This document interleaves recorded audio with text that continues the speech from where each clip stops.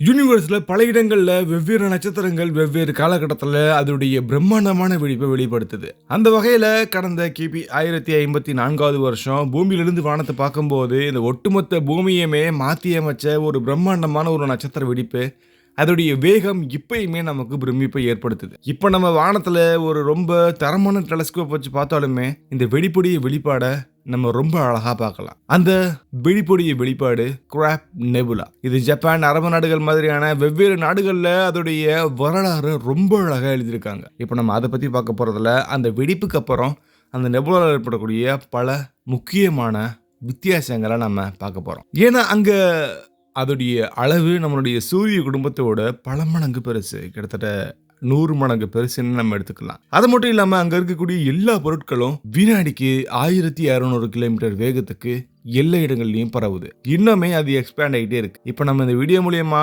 அந்த வெடிப்புடைய ஒட்டுமொத்த தகவலையும் தெரிஞ்சுக்க போறோம். நான் உங்க லோகபால கார்த்திகேயன். இது செனித் ஆஃப் சயின்ஸ்.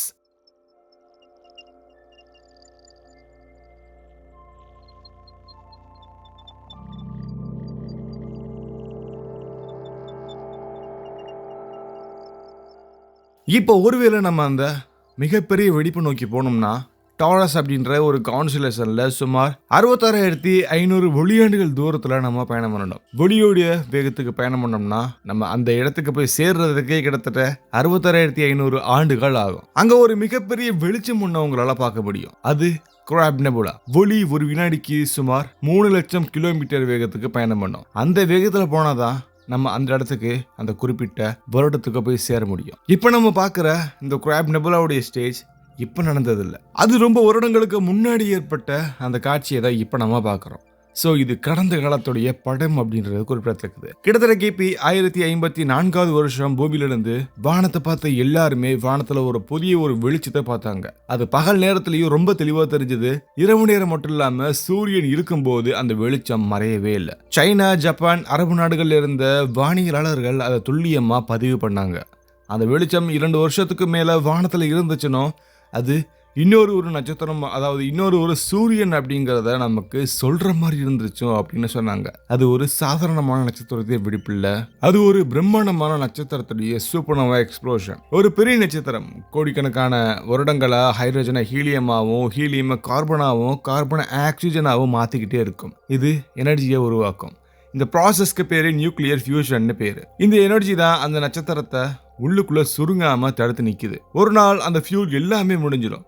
அப்ப கிராவிட்டி டாமினேஷன் ரொம்ப அதிகமா இருக்கும். நட்சத்திரம் தன்னுடைய சொந்த எடையில உள்ளுக்குள்ள சுருங்க ஆரம்பிக்கும். அந்த சுருக்கம் ஒரே நொடியில நடந்து அடுத்த நொடியில ஒரு மிகப்பெரிய வெடிப்பா மாறும். அதுதான் சூப்பர்னோவா. கிராப் நெபுலா உருவானது அப்படிப்பட்ட ஒரு சூப்பர்னோவா வெடிப்புல இருந்துதான். அந்த வெடிப்புல நட்சத்திரத்தோட வெளிப்புற அடுக்குகள் வினாடிக்கு 1000 இருந்து 2000 கிலோமீட்டர் வேகத்துல எல்லா திசைகள்லையும் பறந்திருக்கும். அந்த பரவக்கூடிய வேகம் எப்பயுமே நிக்கல. கிராப் நெபுலா ஒவ்வொரு வருஷமும் விரிவாகிட்டே இருக்கு. இப்போ கிராப் நெபுலாவுடைய விட்டம் சுமார் 16 ஒளியாண்டுகள். அதாவது ஒரு பக்கத்துல இருந்து இன்னொரு பக்கம் ஒளியோட வேகத்துக்கு போனோம்னா 16 வருஷம் ஆகும். நம்ம சூரிய குடும்பம் இதுக்குள்ள வச்சோம்னா ஒரு தூசிக்கு சமமா இருக்கும். சூரியன்ல இருந்து ப்ளூட்டோ வரையும் இருக்கக்கூடிய டிஸ்டன்ஸ் அதோடைய அளவுக்கு முன்னாடி ஒண்ணுமே இல்லை. இந்த நெபுலா முழுக்க hydrogen, helium, oxygen, nitrogen, carbon, sulphur, iron மாதிரியான பல எலிமெண்ட்ஸை வச்சிருக்கு. இந்த எலிமெண்ட்ஸ் எல்லாமே அந்த பழைய நட்சத்திரத்துக்குள்ள இருந்து நியூக்ளியர் ஃபியூஷன்ல உருவானது. அதாவது நம்ம உடம்புல இருக்கக்கூடிய கால்சியம், நம்ம ரத்தத்துல இருக்கக்கூடிய அயான்,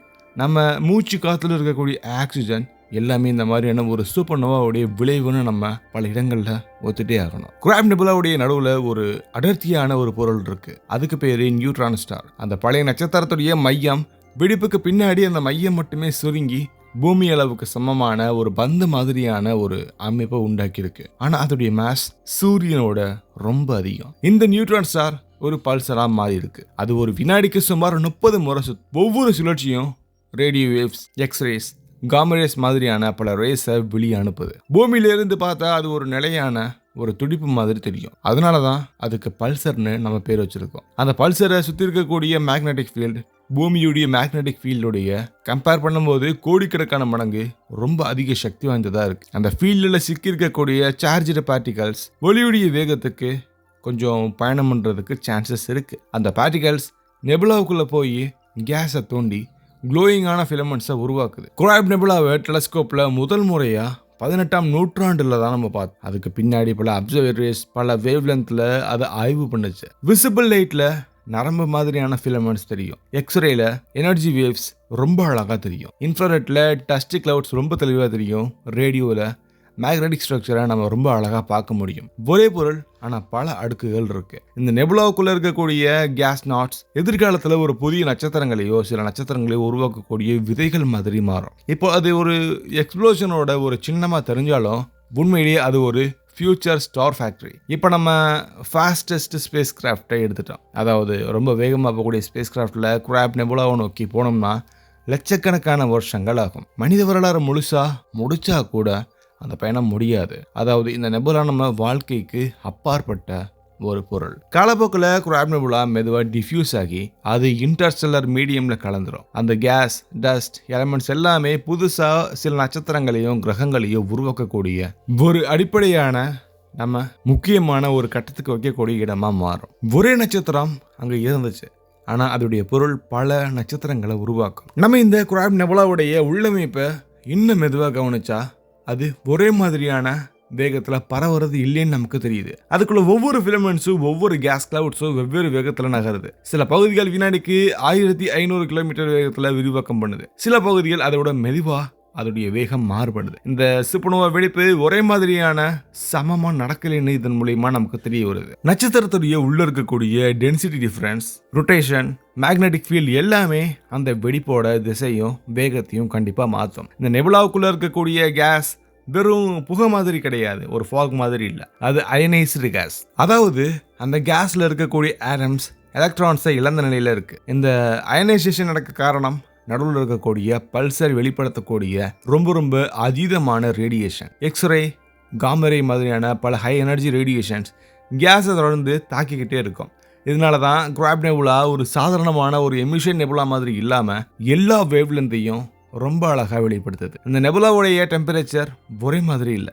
சில பகுதிகள் 10,000 கெல்வின் அளவுக்கும் ரொம்ப சூடாகவும், சில எக்ஸ்ரே எமிட்டிங் பகுதிகள் கோடிக்கணக்கான கெல்வின் டெம்பரேச்சருக்கு சமமான எனர்ஜி கண்டிஷன்லையும் இருக்குது. இது நம்ம பூமியில் எந்த நேச்சுரல் ப்ராசஸ்லையும் கிடைக்காத அளவு இதோடைய எக்ஸ்ட்ரீம். அதனால தான் கிராப் நெபுலா ஆஸ்ட்ரோஃபிசிக்ஸ்க்கு ஒரு நேச்சுரல் லெபார்டரி மாதிரி பயன்படுத்தப்படுது. இந்த கிராப் நெபுலாவுடைய ஸ்பின் பிஹேவியரை கவனிச்சா அது மெதுவா ஸ்லோ டவுன் ஆகிட்டே இருக்கு. ஒரு வினாடிக்கு 30 முறை சுத்தக்கூடிய பல்சர் ஒவ்வொரு வருஷமும் மிகச்சிறிய அளவுல அதோடைய எனர்ஜியை இழக்குது. இந்த எனர்ஜி தான் நெபுலாவுக்குள்ள இஜெக்ட் ஆகுது. இந்த பல்சர் வைண்ட் நெபுலான்னு சொல்லுவாங்க. இந்த வைண்ட் எலக்ட்ரான்ஸ், பாசிட்ரான்ஸ் மாதிரியான பல பார்ட்டிகல்ஸை அது ஒளியுடைய வேகத்துக்கு கொஞ்சம் தள்ளுது அப்படிங்கிறத நம்ம நம்பலாம். இந்த பார்ட்டிகல்ஸ் மேக்னெட்டிக் ஃபீல்டில் சிக்கி சிங்க்ரோட்ரான் ரேடியேஷனை உருவாக்குது. கிராப் நெபுலாவுடைய பிரைட்டான க்ளோவுக்கு இது ஒரு முக்கிய காரணம். இந்த சிங்க்ரோட்ரான் ரேடியேஷனில் கிராப் நெபுலாவுடைய ஸ்பெக்ட்ரம் சாதாரணமான தெர்மல் ஸ்பெக்ட்ரம் மாதிரி இல்லாமல் ரேடியோலேருந்து காமரே வரைக்கும் எல்லா கண்டிஷனையுமே கண்டினியூஸாக ஸ்பெக்ட்ரமில் நமக்கு இது வெளிப்படுத்துது. இது ஆஸ்ட்ரோஃபிசிக்ஸ்க்கு ஒரு முக்கியமான ஒரு க்ளூ. ஏன்னா இது பார்ட்டிக்கல் ஆக்சலரேஷன் எப்படி நடக்குது, காஸ்மிக் ரேஸ் எங்கேருந்து வருது, அந்த ரேஸ்க்கு எனர்ஜி எப்படி கிடைக்குதுங்கிற பல நமக்கு புரியாத புதிரை புரிய வைக்குது. கிராப் நெபுலாவை நம்ம காஸ்மிக் ரே சோர்ஸாகவும் கன்சிடர் பண்ணலாம். நம்ம பூமியில் தொடர்ந்து வந்து சேர்ற ஹை எனர்ஜி பார்ட்டிக்கல்ல ஒரு பகுதி. இப்படிப்பட்ட சூப்பர்னோவா ரெமினன்ஸ்ல இருந்து வந்திருக்கலாம். அதாவது கிராப் நெபுலா வெறும் ஒரு அழகான பொருள் மட்டும் இல்லை, அது நம்ம பூமியுடைய ரேடியேஷன் என்விரான்மெண்ட்டுக்கு மறைமுகமா ஒத்து போகக்கூடிய ஒரு பொருள். இந்த நெபுலாவுடைய மேஸை நம்ம